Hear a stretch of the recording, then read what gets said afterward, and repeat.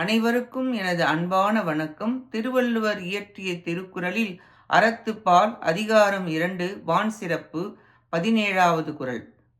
நெடுங்கடலும் தன் நீர்மை குன்றும் தடிந்து எழி தான் நல்காதாகி விடின்.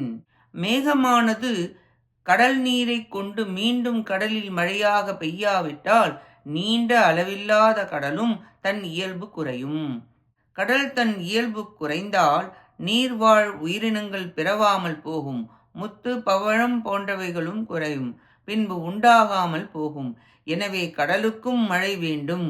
மழைக்கு முதல் கடலானாலும் அது குறையும் இயல்பு உடையதாகும். கடல் சிறப்பிற்கும் மழை தேவை.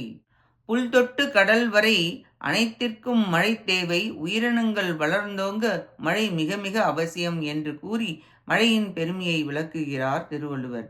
11 17 வரை உள்ள 7 குறள்களால் மழை உலகம் நடப்பதற்கு ஏதுவாதல் கூறப்பட்டது. நன்றி, வணக்கம்.